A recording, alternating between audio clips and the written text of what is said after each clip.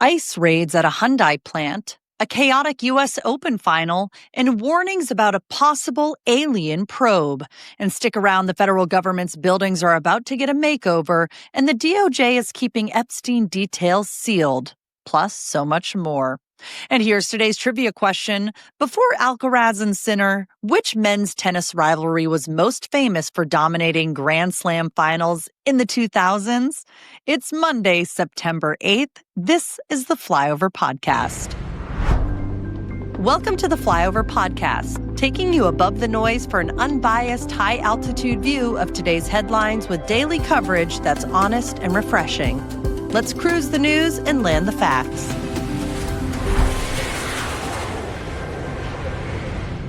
Good morning and happy Monday. Welcome to the Flyover Podcast. I'm your weekday host, Ayla Brown, and it feels really good to start the week off with you again.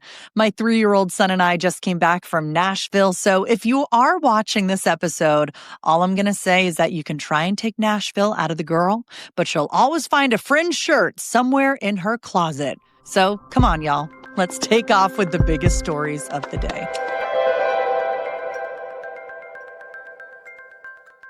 South Korea says it struck a deal with the Trump administration to bring home more than 300 Hyundai workers who were detained by ICE in Georgia last week. A charter flight will take them back in the coming days once final steps are sorted out. Now Hyundai says the people arrested weren't its direct employees, but subcontractors, many of whom were working in the U.S. illegally. South Korea's foreign ministry says it has, quote, concern and regret as these workplace raids ramp up across the country. Meanwhile, in sports, Carlos Alcaraz is back on top at the U.S. Open. The Spanish star beat Italy's Yannick Sinner in 4 sets, 6-2, 3-6, 6-1, and 6-4 to reclaim the number 1 ranking and win his second U.S. Open title. It's also his 6th major overall, continuing what fans are calling the Sincaraz rivalry. The win earned him $5 million, part of a record prize pool. The final was delayed about 30 minutes because of President Trump's arrival, which sparked cheers, boos, and plenty of chaos with the heavy security.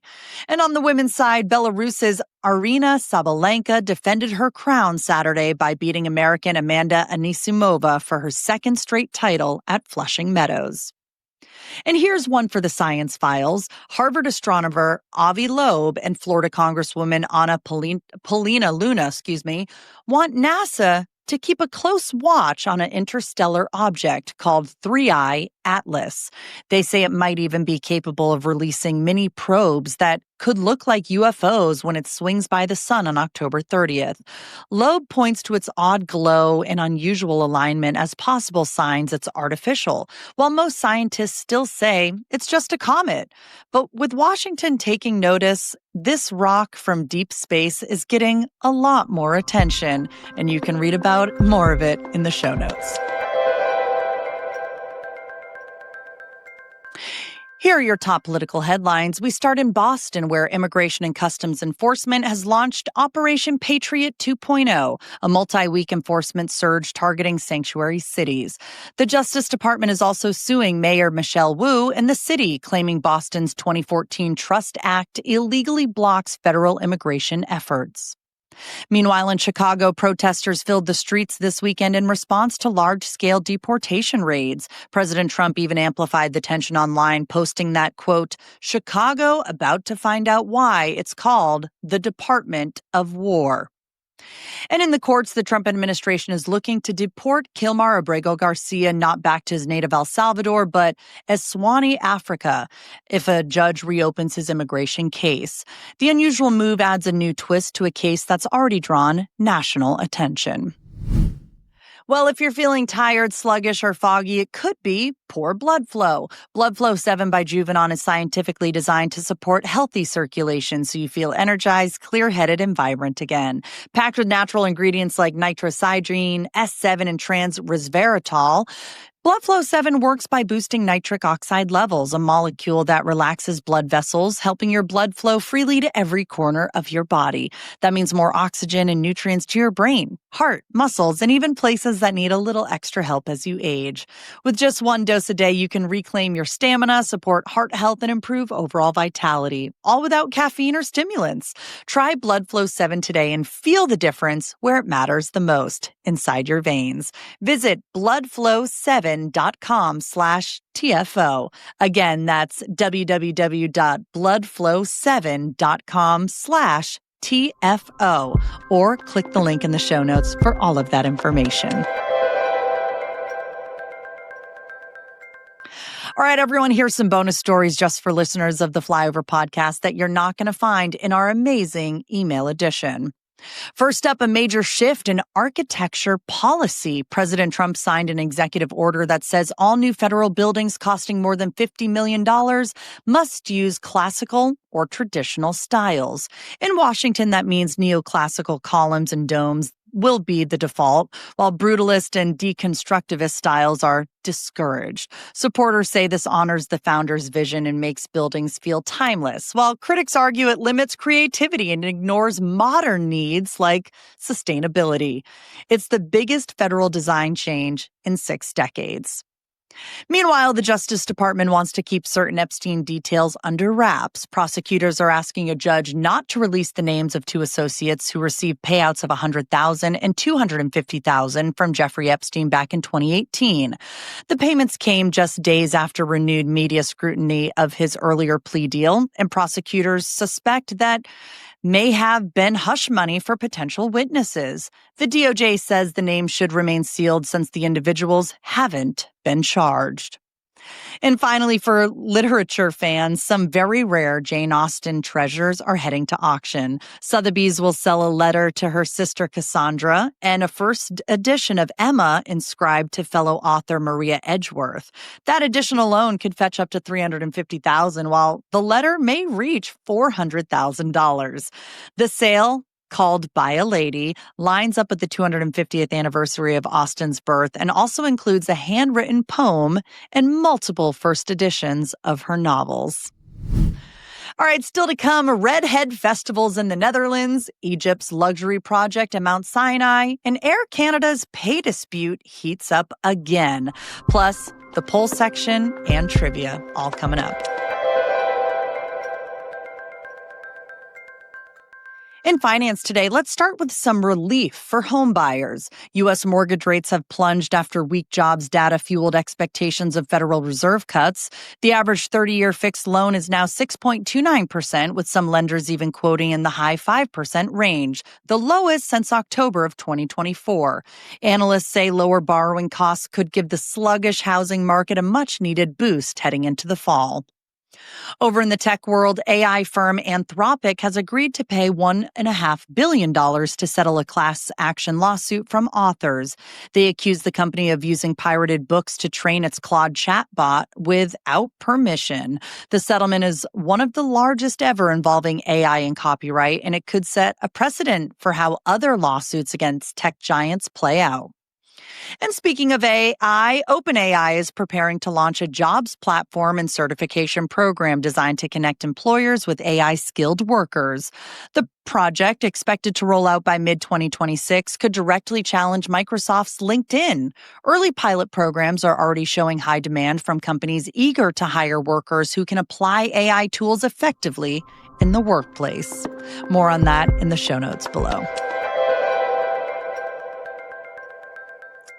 Here's what's happening beyond our borders. We start in Egypt, where a new luxury tourism project at Mount Sinai and St. Catherine's Monastery is sparking international criticism. Greece, UNESCO, and even local Bedouin leaders say the development risks damaging centuries of spiritual tradition and heritage at one of the world's holiest sites. Shifting to the Red Sea, internet speeds across Asia and the Middle East took a hit after 2 major undersea cables were cut. Officials say it may have been caused by ship anchors or even sabotage. Either way, the outage underscores how fragile global connectivity is in this strategic waterway. And finally to Canada, where flight attendants at Air Canada rejected a tentative wage deal. They argue the proposed raises and limited ground pay don't keep up with the soaring cost of living. The dispute now heads to mediation and arbitration, though for now, flights are still operating. Here's your sports updates. There were a lot of NFL scores from yesterday. The Steelers snatched a thriller. Aaron Rodgers threw 4 touchdowns in his Pittsburgh debut, including 2 in just 50 seconds as the Steelers beat the Jets 34-32, thanks to a 60-yard game-winning field goal from Chris Boswell. In Cleveland, it was a heartbreak. The Browns fell 17-16 to the Bengals. Arizona edged New Orleans 20-13, led by Kyler Murray's 2 touchdown passes, while the Saints were derailed by penalties and a stalled new coaching debut. Washington delivered a statement win, defeating the Giants 21-6 behind Jaden Daniels' solid debut and a strong defensive effort that kept the Giants out of the red zone. The Detroit Lions locked in star wide receiver Jameson Williams with a massive 3-year, $83 million extension, anchoring their offense for the future. If you want to get caught up on all the NFL standings, you can subscribe to our email edition at jointheflyover.com. In Major League Baseball, Los Angeles Dodgers starting pitcher Yoshinobu Yamamoto was one out away from recording the 27th no-hitter in team history on Saturday, but surrendered a home run to Jackson Holliday. The team then went on to lose 4-3. He can get him next time. In science and tech, let's start with a discovery out of Serbia. Archaeologists there uncovered a 1,700-year-old brown bear skull near the ruins of a Roman amphitheater in Vimiantium. Experts say it's the first physical proof that gladiators once fought bears during ancient spectacles, something that had only been written about in texts until now. And shifting from the past to the space, a new study has found that stem cells age up to 10 times faster in orbit than they do on Earth. The finding echoes NASA's famous twin study, where astronaut Scott Kelly showed signs of accelerated aging compared to his brother after a year aboard the ISS. Researchers say this raises big questions about the long-term health of astronauts on future missions to Mars and beyond. Let's wrap up with a few stories that you might have missed, but definitely want to hear about. And we'll kick things off with some lottery luck. Winning tickets in Missouri and Texas will split a $1.787 billion Powerball jackpot, the second largest in U.S. history. After taxes, each winner will take home about $258 million, though Missouri's cut shrinks slightly more thanks to those state taxes. Over in the Netherlands, thousands of natural redheads from around 80 countries gathered in Tilburg for the annual Redhead Days Festival. The celebration featured music, food, and themed workshops, all centered on one of the rarest hair colors in the world.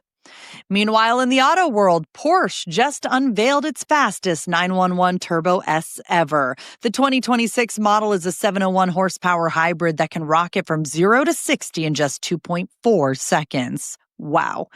And finally, a surprise move from West Point. The Academy's Alumni Association canceled its September 25th ceremony that was set to honor Tom Hanks with the prestigious Sylvanus Thayer Award.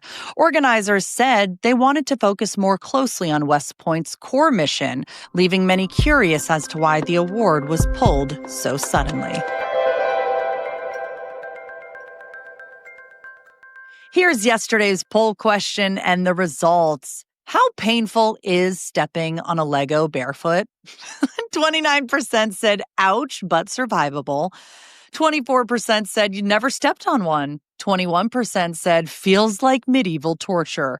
11% said instant regret and tears. 8% said my life flashed before my eyes. And 7% said barely a sting. Well, guys, I'm very lucky so far, knock on wood. There are no Legos in my house, and I'm going to try and keep it that way for as long as possible. Here's the poll question for today. All right, ready? Imagine you're getting a free Porsche. Which one would you choose? The 911 Turbo that we just talked about? That's the fast and flashy one. Is it the Macan, which is the small SUV? What about the Taycan, electric and mean? The Cayenne, which is the larger one, that's going to haul all of your gear. Or maybe it's other. And if it is, please comment in the comment section and tell us which one it is. Or lastly, I'll stick with my truck. Thank you very much. I'll say this. I have no idea if I even pronounce those correctly because I don't have enough money to afford a Porsche. And nothing in life is free. But if someone gifted me a free Porsche, I would choose the biggest one that they had. So that would be the Cayenne. I think I pronounced that right. What about you? I will read the answers in tomorrow's show. Vote in the show notes below.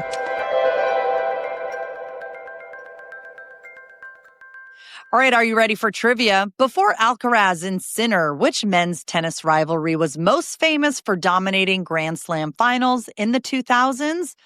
Well, the answer is Roger Federer and Rafael Nadal defined men's tennis for more than a decade. Between 2006 and 2011, they met in 8 slam finals, which is incredible, including epic duels at Wimbledon and the French Open, with contrasting styles that made their matchups really instant classics. You probably remember those matchups. Anyways, that's it for the Flyover podcast. We are only 300 YouTube subscribers away from hitting 10,000. So it is my mission to help get us there. But I need your help. Will you share the podcast to 3 new people and ask them to subscribe to the YouTube page? And if you are a loyal listener on the Spotify or Apple podcasts and you do have a YouTube account, go on over to YouTube today and hit subscribe. If we get to 10,000 before Friday, I will sing you a little bit of a song, okay? So leave a request in the comments section, and if we get to 10,000, I will pick a song from the comments section. I'll be back tomorrow with more headlines. Until then, thanks for flying with us.